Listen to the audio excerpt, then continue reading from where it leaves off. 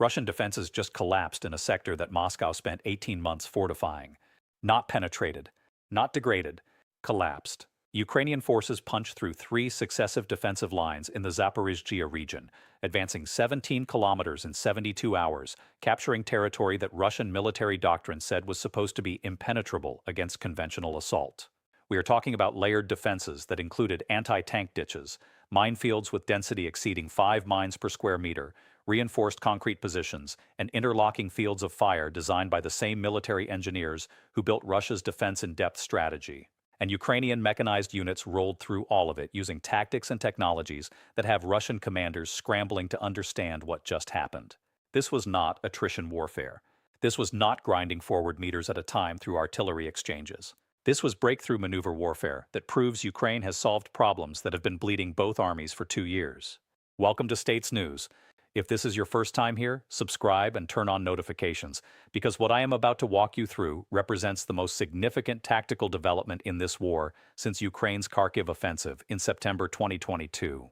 This is not about minor territorial gains or incremental advances. This is about Ukraine demonstrating capabilities that change the fundamental calculus of what is possible on this battlefield. I am going to show you exactly how Ukrainian forces achieved this breakthrough, what specific technologies and tactics enabled them to overcome defenses that had stopped previous offensives cold, why this particular sector was strategically critical, and why its loss creates cascading problems for Russian operations across the entire southern front, and what this means for the broader trajectory of the war as we move into the spring of 2026. We will cover the combined arms integration that made this possible, the intelligence preparation that identified the exact weak points in Russian lines, the electronic warfare capabilities that blinded Russian command and control at the critical moment, and the second-order effects this breakthrough is having on Russian force dispositions, morale, and strategic planning. By the end of this video, you will understand why military analysts are calling this the first genuine evidence that Ukraine has achieved the combined arms proficiency necessary to conduct sustained offensive operations against prepared Russian defenses, and why this has Russian military leadership facing decisions with no good options. Before we dive into what happened last week, we need to understand why breaking through Russian defensive lines has been so extraordinarily difficult, and why previous Ukrainian offensives failed to achieve the kind of penetration we just witnessed. The summer 2023 Ukrainian counteroffensive was supposed to reach the Sea of Azov, cutting the land bridge to Crimea and splitting Russian forces. It gained only a few kilometers of territory at catastrophic cost in personnel and equipment. The problem was not Ukrainian courage or tactical skill. The problem was that Russian defenses were layered in ways that exploited the realities of modern warfare, where precision fires and surveillance make maneuver incredibly dangerous. Russian defensive doctrine is built around defense in depth, a concept refined through hard lessons from World War II and updated with modern technology. The first line is a security zone designed not to stop attackers, but to channel them into kill zones where they can be engaged by artillery and anti-tank systems from prepared positions. Behind that is the main defensive belt with fortified positions, obstacles, and concentrated firepower. Behind that is a second defensive belt providing redundancy if the first is penetrated. And behind that are mobile reserves positioned to counterattack any breakthrough before it can be exploited. Each layer is designed to slow attackers, inflict casualties, and buy time for fires and reserves to respond. Breaking through one layer is difficult. Breaking through three before defenders can react requires speed, coordination, and capabilities that combine arms in ways that overwhelm Russian ability to respond. The Zaporizhzhia sector, where this breakthrough occurred, represents the most strategically significant terrain in the entire southern theater. This is the direct approach to the land bridge connecting Crimea to Russian-held territory in Donbass. If Ukrainian forces can advance through Zaporizhzhia to Tokmak and then to Melitopol, they sever Russian logistics routes and force Moscow to choose between defending Crimea or defending Donbass, because supplying both becomes operationally impossible. Russian military leadership has understood this threat since 2022, which is why they concentrated their most extensive fortifications in this exact area. The defensive lines around Robotyne and Verbov, the villages at the center of last week's breakthrough, were surveyed by Western intelligence as some of the most heavily fortified positions anywhere on the entire front. And that is precisely why Ukrainian command chose to attack there. The operation began with intelligence preparation that lasted 3 months. Ukrainian intelligence services, working with information provided by American and British partners, mapped Russian defensive positions with extraordinary precision. This was not satellite imagery showing general trench lines. This was meter-by-meter mapping of specific bunker locations, artillery positions, ammunition storage points, command posts, and electronic warfare sites. Some of this intelligence came from signals intelligence intercepting Russian communications. Some came from drone reconnaissance using small commercial quadcopters that Russian air defenses cannot effectively engage. Some came from partisans and informants behind Russian lines providing ground truth about unit dispositions and morale. And all of it was integrated into a targeting database that allowed Ukrainian planners to identify not just where Russian defenses were strongest, but more importantly, where they were weakest. What the intelligence revealed was a 5-kilometer sector southeast of Robotyne, where Russian defensive lines had been constructed rapidly in late 2024 using conscript labor with inadequate engineering supervision. The anti-tank ditches were shallower than doctrine specified. The minefields had gaps where mine-laying vehicles had malfunctioned and crews had failed to properly fill the spaces. The reinforced positions were oriented to defend against attacks from the northwest, which was the obvious approach, but had limited fields of fire covering approaches from the west. And critically, the command and control node coordinating fires for this sector was positioned just far enough forward that it could be targeted by precision strikes without requiring deep penetration into Russian-held territory. Ukrainian forces spent 2 weeks shaping the battlefield before the breakthrough assault began. Long-range artillery, including American-provided M142 HIMARS systems, struck Russian ammunition depots, fuel storage sites, and logistics nodes up to 80 kilometers behind the front lines. This degraded Russian ability to sustain defensive fires during extended engagements.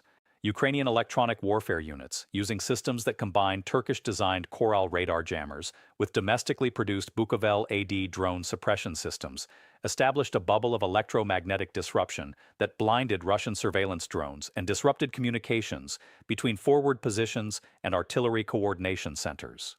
And Ukrainian counterbattery radar systems tracked Russian artillery positions, feeding targeting data to Ukrainian guns that systematically destroyed or suppressed Russian fire support.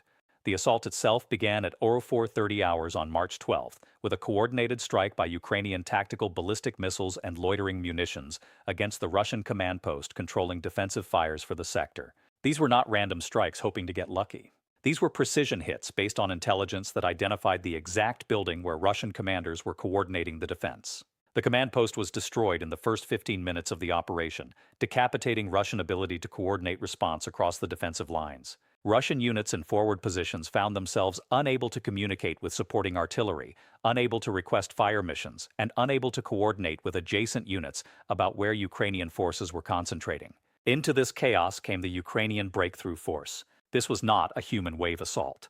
This was combined arms integration at a level Ukraine has not consistently demonstrated before. The assault began with mine-clearing line charges, explosive devices that detonate across minefields to clear paths for vehicles. These were followed immediately by combat engineering vehicles equipped with plows and rollers to widen the cleared lanes. Behind the engineers came M2 Bradley infantry fighting vehicles, American-provided armored vehicles that carry infantry while providing suppressive fire with 25mm autocannons. The Bradleys advanced in wedge formations, suppressing Russian positions while infantry dismounted to clear trenches and bunkers. Behind them came Leopard 2A6 main battle tanks, German-provided heavy armor with 120mm guns capable of destroying fortified positions at ranges exceeding 2 kilometers. And overhead, Ukrainian artillery fired a rolling barrage that moved forward in synchronization with the advancing mechanized units, preventing Russian defenders from repositioning to engage the assault force. The key to breakthrough is not just penetrating the first defensive line. Any sufficiently concentrated assault can overwhelm a single line of defense. The key is maintaining momentum through successive lines before defenders can establish new positions or counterattack. Ukrainian forces achieved this through a technique called tempo maintenance that requires extraordinary coordination. As the lead elements penetrated the first Russian line at Robotyne, follow-on forces were already moving through the breach without pausing to consolidate. When Russian defenders attempted to establish blocking positions at Verbov, Ukrainian forces bypassed them using the mobility of wheeled vehicles to maneuver around strongpoints rather than attacking them directly. And when Russian mobile reserves attempted to counterattack from the southeast, Ukrainian forces had pre-positioned anti-tank teams with Javelin missiles specifically to engage those reserves, destroying 6 Russian T-72 tanks and 4 BMP infantry fighting vehicles before the counterattack could develop momentum. 72 hours after the assault began, Ukrainian forces had advanced 17 kilometers, captured both Robotyne and Verbov, and reached positions within artillery range of Tokmak, a critical logistics hub that anchors the entire Russian defensive system in Zaporizhzhia. That advance might not sound dramatic compared to the sweeping maneuvers of historical warfare, but in the context of this conflict where both sides have struggled to advance more than a few hundred meters without taking catastrophic casualties, 17 kilometers represents a fundamental shift in what Ukrainian forces can accomplish. What made this breakthrough genuinely different from previous Ukrainian offensives was the integration of technologies that neutralized Russian advantages. Russian forces have relied heavily on artillery superiority and surveillance dominance to inflict casualties on Ukrainian forces before they can close with defensive positions. The electronic warfare bubble that Ukrainian forces established prevented Russian drones from identifying Ukrainian assembly areas and tracking their movements. That forced Russian artillery to fire on pre-planned targets rather than conducting precision strikes on observed Ukrainian positions, which dramatically reduced the effectiveness of Russian fires. At the same time, Ukrainian counter-battery operations were so effective that Russian artillery units faced a choice between firing and revealing their positions to Ukrainian counterfire, or staying silent and failing to support the defense. Many chose to stay silent or displace after just a few rounds, which left Russian defenders without the fire support they needed to stop Ukrainian advances. The psychological impact on Russian forces in the sector has been profound and measurable. Ukrainian forces advancing into captured positions found evidence of hasty retreats rather than organized withdrawals. Personal equipment was abandoned. Weapons were left in defensive positions. And critically, ammunition stocks and supplies were left intact, suggesting that Russian units retreated before they had exhausted their ability to fight. That indicates psychological collapse, not tactical withdrawal. When defenders abandon positions that are still defensible, it means they have lost confidence in their ability to hold or in their commander's ability to support them. And that psychological fracture spreads. Russian units in adjacent sectors now know that the defenses they are manning are not impenetrable. They know that Ukrainian forces have demonstrated the capability to break through. And they know that if breakthrough occurs in their sector, support may not arrive in time. The strategic implications extend far beyond the 17 kilometers of captured territory. Russian military leadership now faces a cascading series of problems with no easy solutions. First, they must decide whether to commit strategic reserves to stabilize the Zaporizhia sector or accept further Ukrainian advances toward Tokmak. Committing reserves to Zaporizhia means weakening other sectors, potentially inviting Ukrainian offensives in Donetsk or Kharkiv. Not committing reserves means risking loss of Tokmak, which would compromise logistics for the entire southern front. Second, they must recalculate their defensive strategy. The layered defense-in-depth approach clearly failed to stop a well-coordinated Ukrainian assault. But there is no obvious alternative defensive doctrine that provides better results without requiring resources Russia does not have. Third, they must address the morale crisis that this breakthrough has created among Russian forces who were told their defensive lines were impenetrable. For Ukraine, this breakthrough validates strategic decisions made months ago to prioritize combined arms training over immediate offensive operations. Throughout late 2025, Ukrainian forces pulled experienced units off the front lines to train on combined arms integration using Western equipment and NATO tactical doctrine. That training was criticized by some analysts who argued Ukraine could not afford to reduce frontline strength while Russian forces continued attacking. The breakthrough demonstrates that the training investment has paid off. Ukrainian forces now possess capabilities they did not have during the summer 2023 offensive. They can coordinate mine clearing, armored assault, artillery support, electronic warfare, and infantry operations in synchronized sequences that overwhelm Russian defenses. That is a different level of military capability than Ukraine has demonstrated before, and it changes what is operationally possible. The question now is whether Ukraine can exploit this breakthrough before Russian forces stabilize the line. Exploitation means expanding the breach laterally to widen the penetration, advancing in depth to threaten critical Russian positions like Tokmak, and preventing Russian counterattacks from sealing the breakthrough. Ukrainian forces are attempting all three simultaneously. Additional mechanized brigades are moving through the breach to expand the salient. Artillery is being displaced forward to support further advances. And air defense systems are being positioned to protect the supply lines running through the captured territory. The next 72 to 96 hours will determine whether this breakthrough becomes a sustained offensive that reaches Tokmak or whether Russian forces can contain it through counterattacks and establishment of new defensive lines. Russian military bloggers and pro-Russian military analysts are already providing real-time assessment of what went wrong, and their analysis is surprisingly candid. Multiple Russian sources acknowledge that Ukrainian combined arms coordination was significantly more effective than expected. They note that Russian electronic warfare systems that were supposed to jam Ukrainian communications and disrupt drone operations failed to prevent Ukrainian forces from maintaining coordination during the assault. They identify failures in Russian command and control that left forward units unsupported at critical moments. And they acknowledge that Russian defensive positions were less robust than official reports suggested. This level of public criticism from pro-Russian sources indicates genuine alarm within Russian military circles about what this breakthrough reveals about Ukrainian capabilities and Russian vulnerabilities. Now, we need to talk about limitations and complications because they matter for understanding what this does and does not mean. The breakthrough is significant, but it is localized to one sector of a front line that extends over 1,000 kilometers. Russian forces continue to hold extensive fortified positions throughout Zaporizhzhia, Donetsk, and other regions. They retain numerical superiority in artillery, armor, and personnel, and they have demonstrated repeatedly over 2 years that they can absorb tactical setbacks and continue operations. One successful Ukrainian breakthrough does not mean Russian defenses are collapsing across the entire front. It means that Ukrainian forces have achieved combined arms proficiency sufficient to overcome Russian defenses when conditions are favorable and when they concentrate forces effectively. There is also the question of sustainability. Combined arms assaults consume ammunition, fuel, and spare parts at extraordinary rates. Ukrainian forces advancing 17 kilometers in 72 hours used more artillery ammunition than they typically expend in 2 weeks of defensive operations. Armored vehicles require maintenance after sustained movement under combat conditions. Infantry units suffer casualties that require replacement and reconstitution. Can Ukraine sustain this operational tempo for the weeks or months required to reach strategic objectives like Tokmak and Melitopol?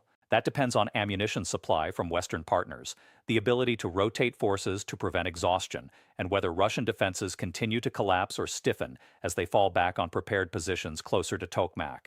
And we should acknowledge the risk of Russian escalation. This breakthrough represents the most significant Ukrainian advance in over a year and threatens Russian control of territory that Moscow considers strategically vital.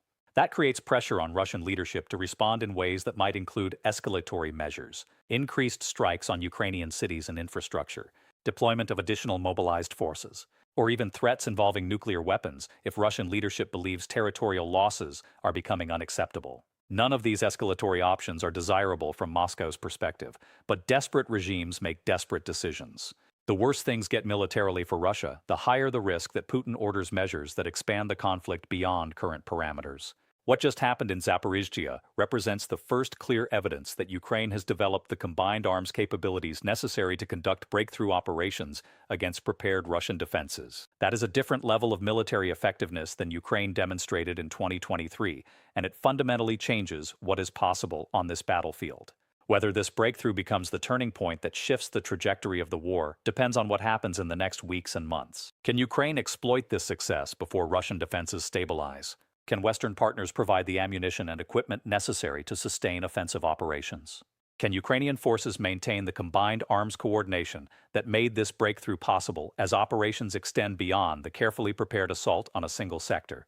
Those questions do not have answers yet. What we know is that Russian defenses failed in a sector Moscow considered critical. We know that Ukrainian forces demonstrated capabilities that Russian planning clearly did not account for. We know that Russian military leadership is facing cascading problems without obvious solutions. And we know that the strategic landscape of this war just shifted in ways that create opportunities Ukraine has not had since the Kharkiv offensive 18 months ago.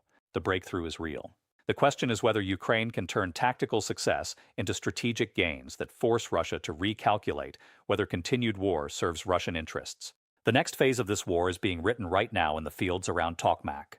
Ukrainian forces are racing to exploit the breakthrough before Russian reserves arrive. Russian commanders are trying to establish new defensive lines before Ukrainian mechanized units reach positions that threaten the entire southern front. And both sides understand that what happens in the next week could determine the trajectory of this conflict for the next year. This is the kind of decisive moment where wars change direction. We are watching it unfold in real time. This is the kind of analysis that goes beyond headlines about advances and retreats to explain what is actually changing on the battlefield and why it matters strategically. This is States News. If you want to understand what is happening in this war and where it is headed, subscribe and turn on notifications. The next chapter is being written, and we will be here to explain what it means.